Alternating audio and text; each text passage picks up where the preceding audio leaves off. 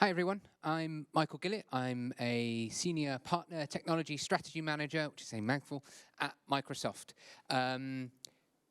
This is interesting being here at Ashton Gate. I was first brought here when I was a few months old because my dad is a lifelong Bristol City fan, season ticket holder, and I wasn't allowed to come here without pointing that out. So I am going to be talking all about Copilots and the opportunity that we have and how you can actually get going and get ready for Copilot.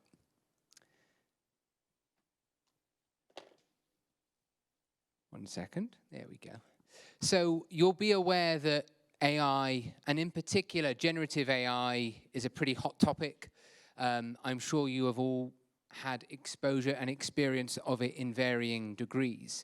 It is changing the way and impacting the way that we individually are looking to do things, how we as teams are working, how organizations and industries are working. There is a huge opportunity ahead to do things a bit differently, to be a bit more efficient, to be more effective at what we do because of this new, very, very powerful technology. It's our opportunity to lead in this era of AI. The opportunities range from the ability to enrich the way that we work and our teams and our organizations work. They change in the way that we might be working and providing service to our customers and how we communicate with people. Business processes, pipelines, flows, factory floors, they can all be changed and revolutionized with this technology. And then there's this line of bending the curve of innovation. You might have heard that generative AI is perhaps the fourth industrial revolution, and we're just getting into that now.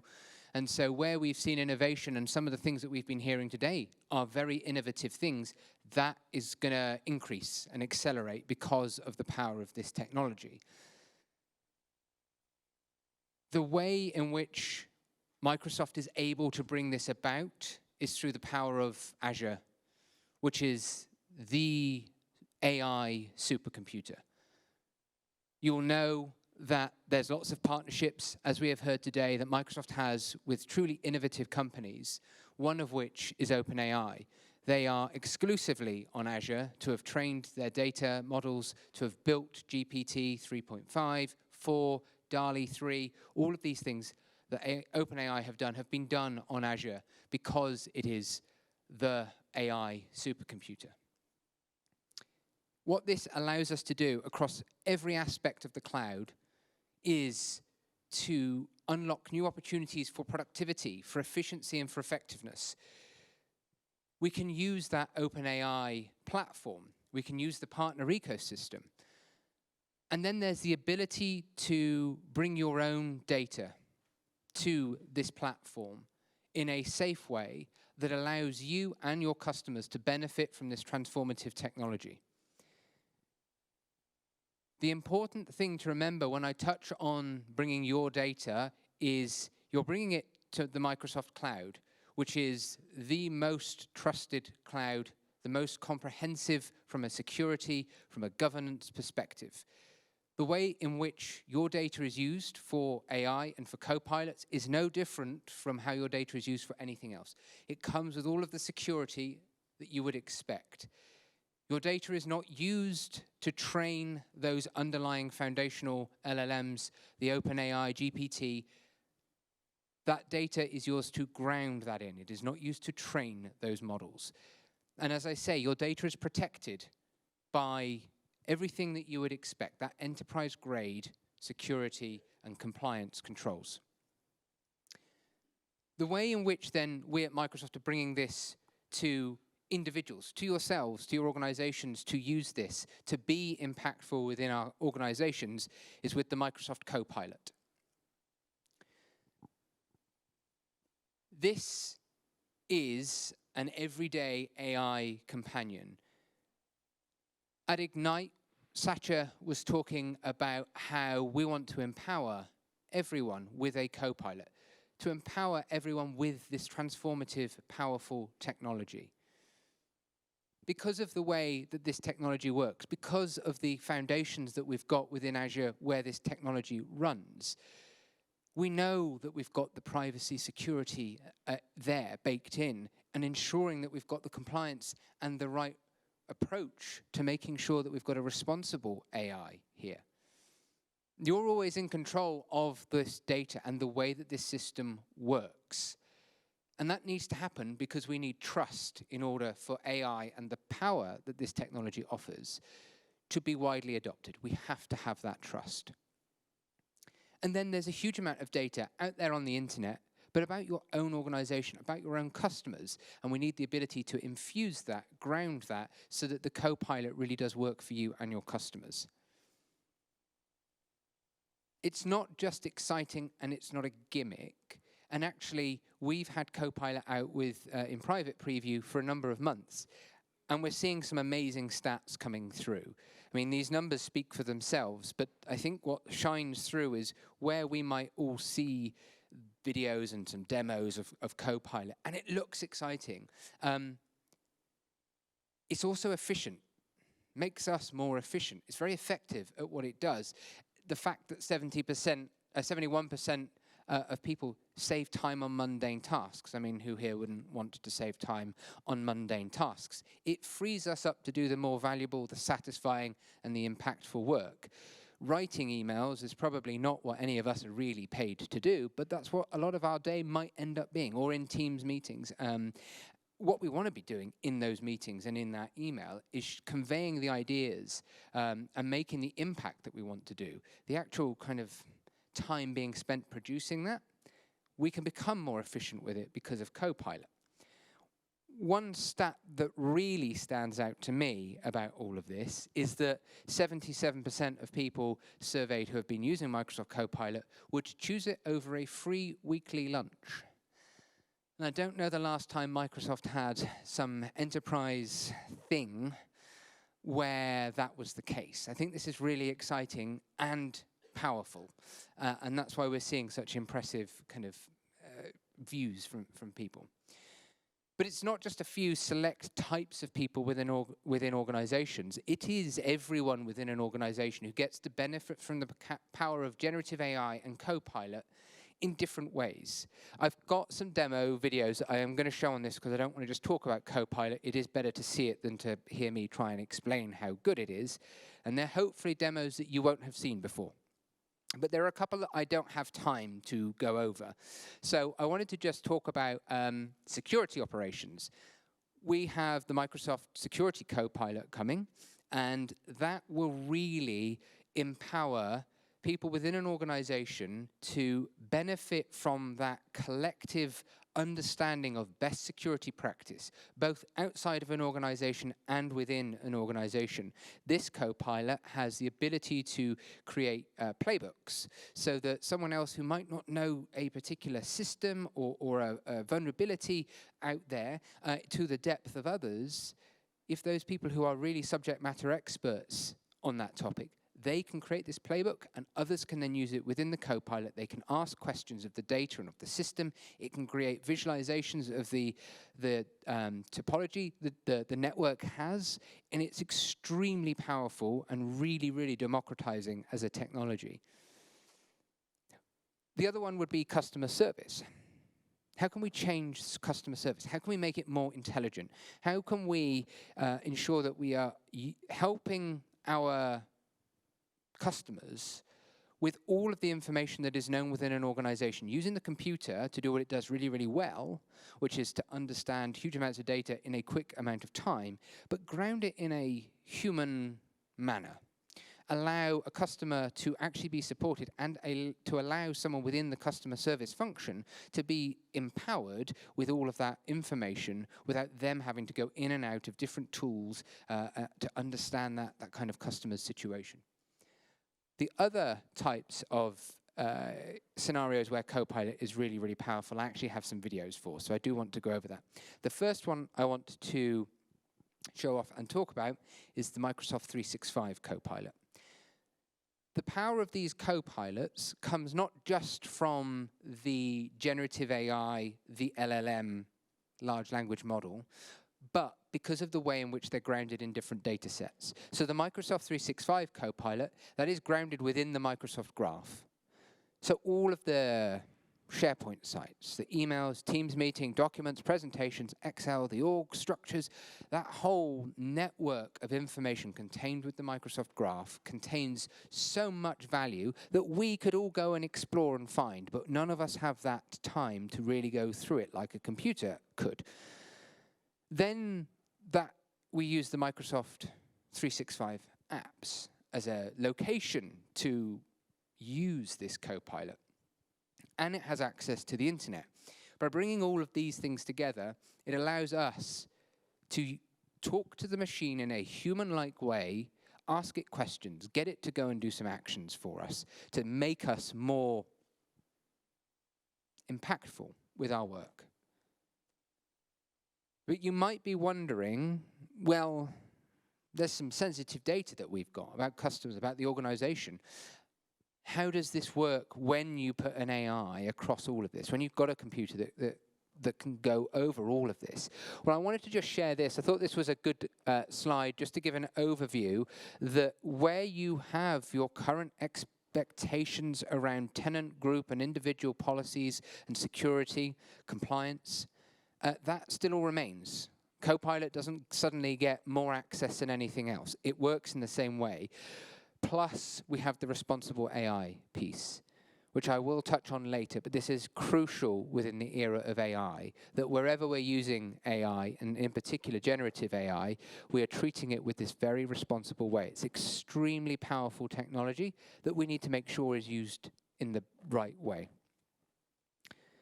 So, I will now play a video, and I hope that the sound works.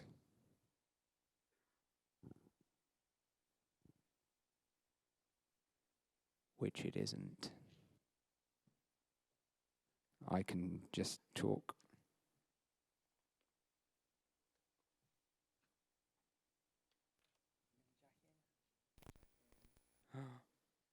Magic. Let's try. Let me go back.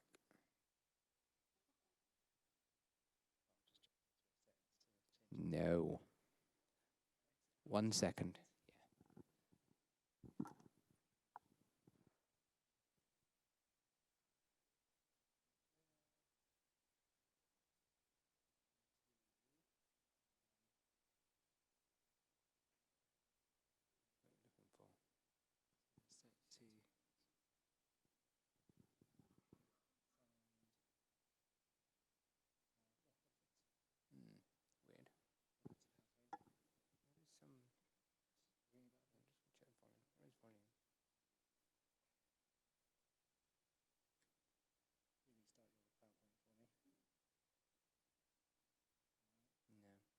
I will talk over these videos, which is not ideal, but we will do it anyway.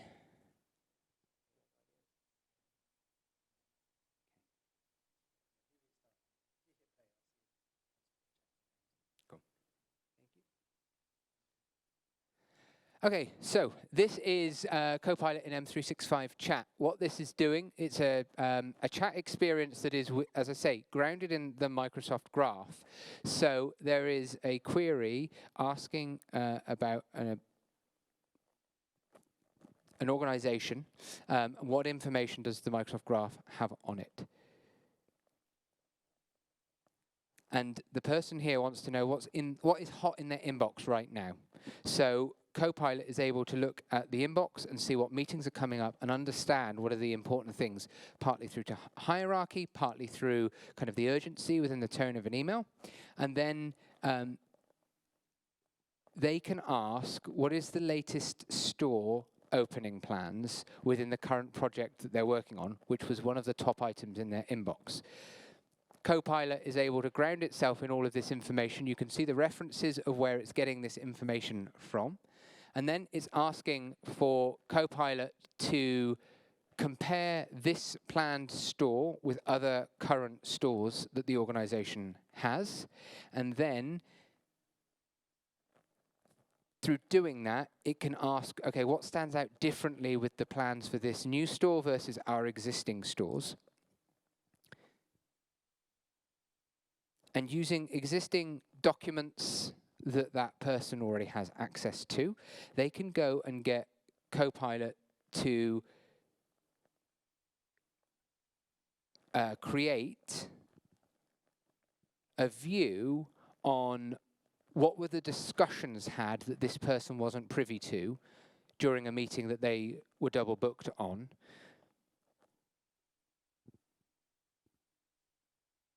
And then the Copilot is encapsulating the top 3 things that this person needs to know about.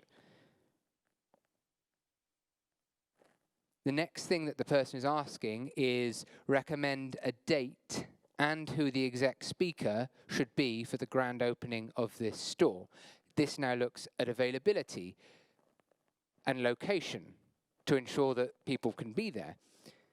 And then it's asking Copilot to create a bit of a pitch deck and a blog post using documents, using the information and the context of this thread to create this blog post about the grand opening of this new store. And then the person wants to know, well, what kind of catchy headline could we use for this blog post? So Copilot can come back with some good catchy titles for the blog post. And then the person wants to put this into, start forming this into an email. So now they're going to ask them to draft it in an email form as well. But this prompt is full of typos and is being quite quickly written, but Copilot is fine with that. It can deal with typos. It can do it.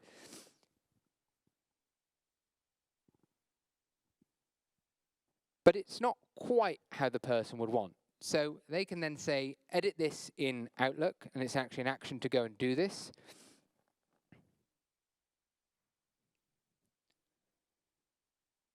They're just getting it to be redrafted. But they can get it into Outlook, where they can make the fine-tuning that they want. But one thing that stands out is it's not actually in the person's tone of voice. So there's a newer feature in Copilot now where Copilot can actually sound like you. And what you'll see in this is it highlights right at the bottom that the way that an email is being signed off here is how the person would normally sign off their emails. It's not how Copilot would naturally sign it off.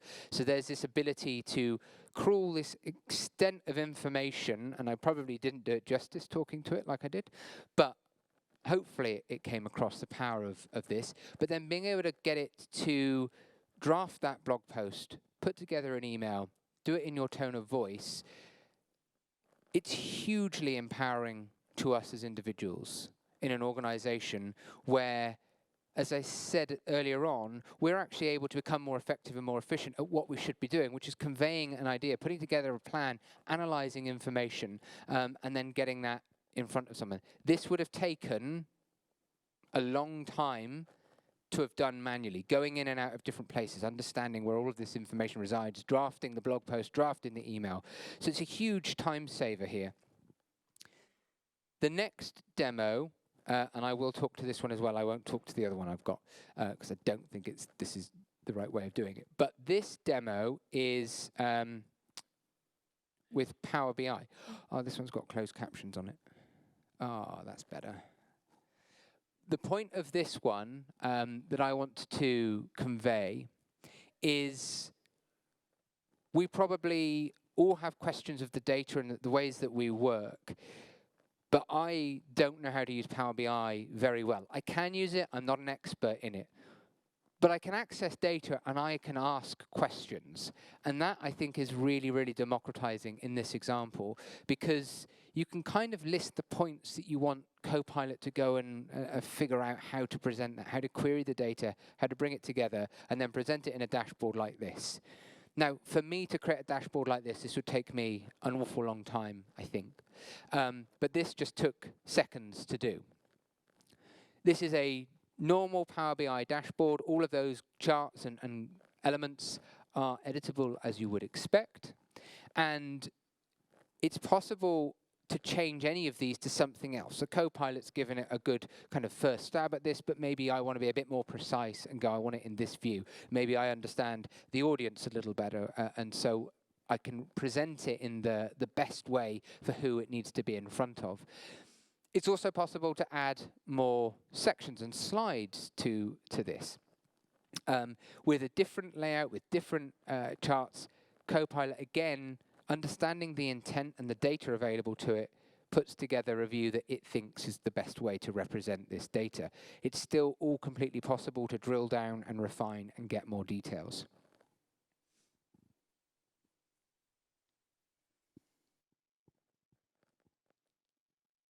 The problem, though, maybe with these two slides is that they aren't in the corporate brand and the corporate structure of how it would normally be done. So you can reference other Power BI dashboards and then get the Copilot to completely retheme them in the corporate way, which is good at giving that consistent view and layout and structure, making it easier for other people to digest this information.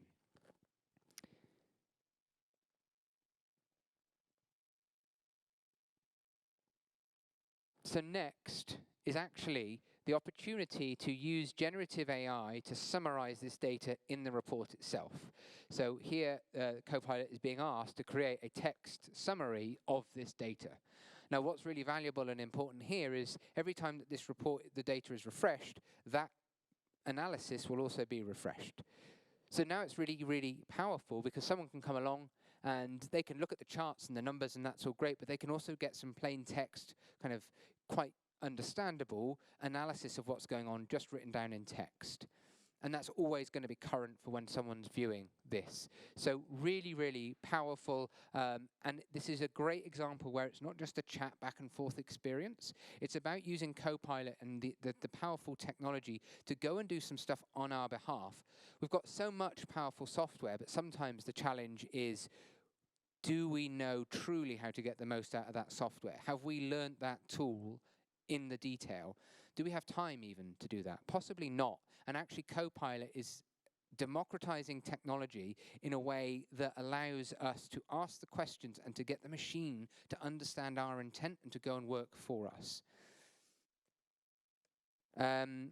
There's another video here, I won't dwell on it though, but this one's about GitHub Copilot, and this helps developers and data scientists and anyone who uses Visual Studio to develop with effectively a pair programmer. And this works in line. So you can ask it to go and create some functionality, and it will just do it. You can ask it to create test cases, and it will just do it. You again can go in and you can fine tune it and make sure that if it's missed something, you can ask it, you can prompt it to go and do some other bits as well.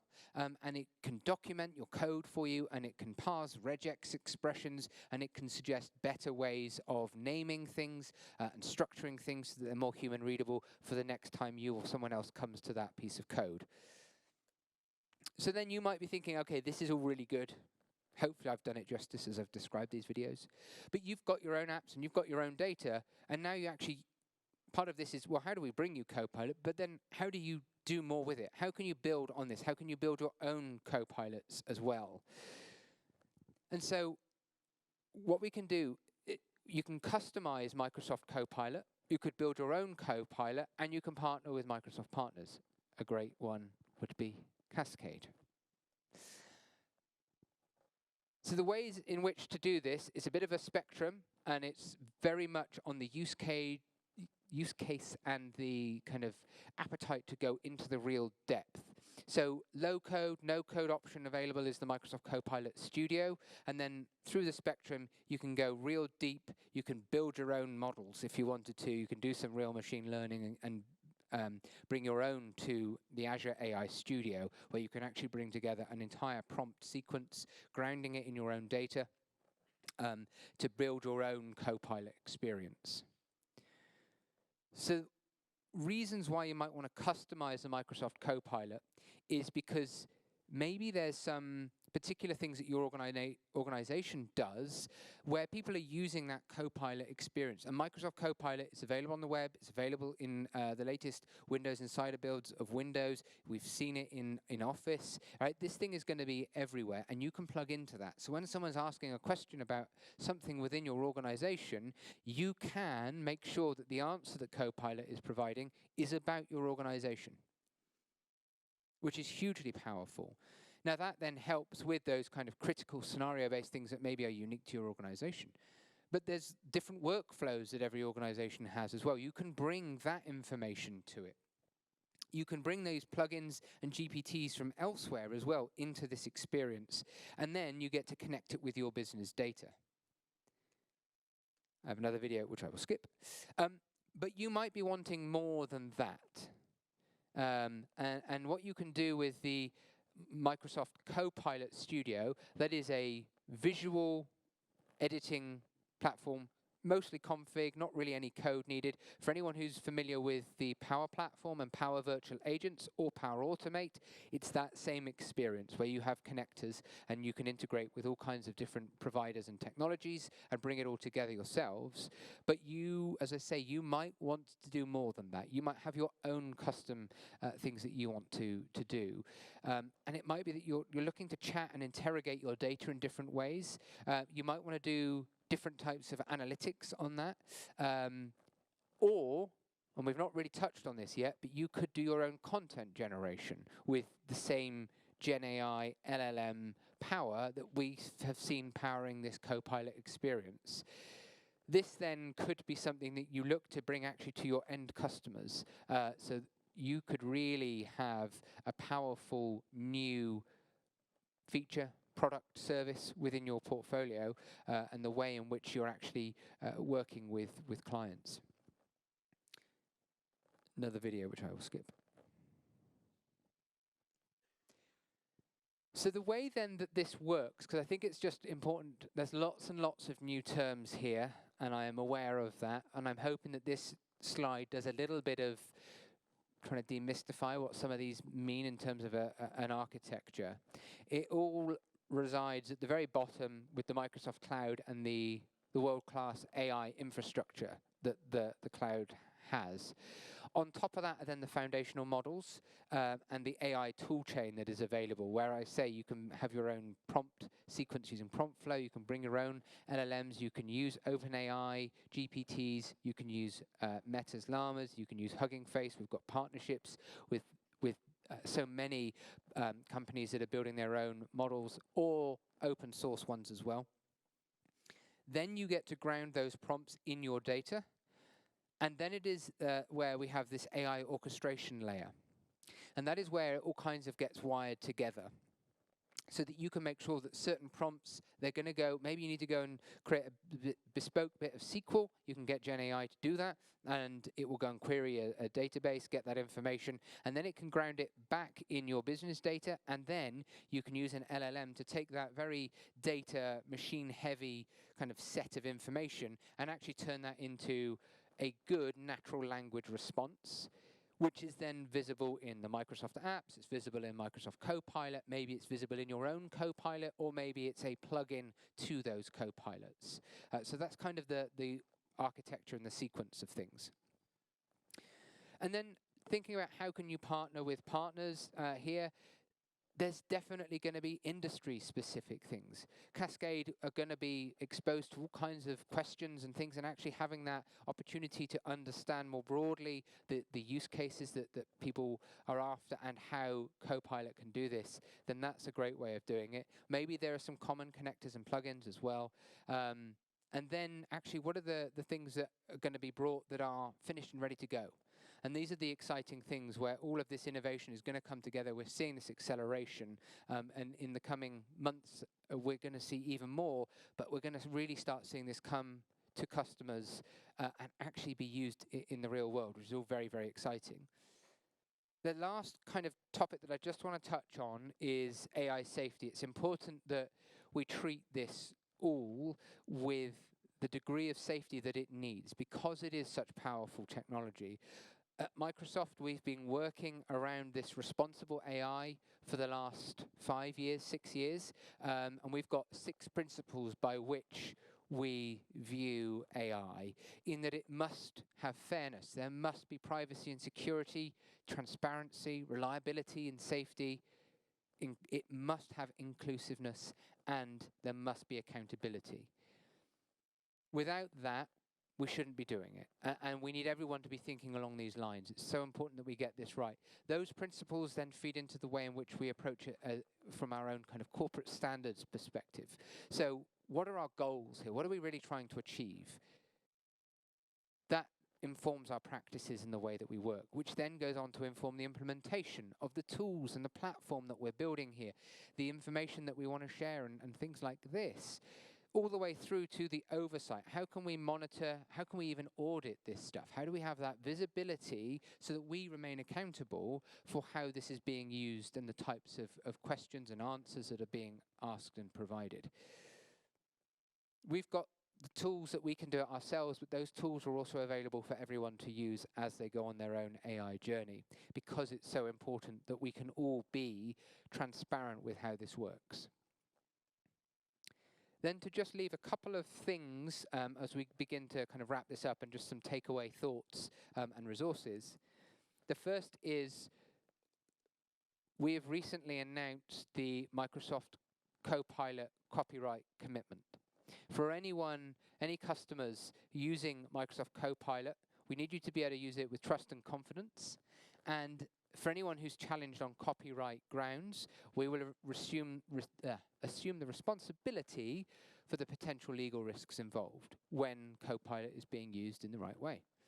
But this has been recently extended to the Azure OpenAI service as well, where we have the customer copyright commitment, where we offer the same around copyright infringement challenges. If Azure OpenAI service has been used in the right way, following our best practice, then we will offer that same copyright commitment. Because we believe so strongly in this technology, in that it is a force for good, and that people should be trusting that the platform does work as needed. Then I just wanted to share a couple of things to take away that I'm sure we're all ready for Copilot. We all want it, but we might not all be optimized for it. So we need to be Copilot optimized. And there's a couple of things here that will help in terms of understanding how Copilot works and then actually preparing your organization for it. I would recommend checking these two resources out. We need to be thinking about how are we labeling sensitivity within the files and structures that we have within our data set. The final thing to just touch on are the 5 core pillars of AI readiness. This is still a very early part within this transformative kind of innovation wave, but what we're seeing from organizations are successes around these 5 pillars. And organizations are finding that they need to be getting it right in all 5 for the AI strategy all up to really be landing and being impactful. So it's really worth thinking. It's not just technology strategy needed, but there's a whole process here that we need to be getting right. And that is about it. I will wrap up with this one. I think I'm about finished and about to be kicked off stage.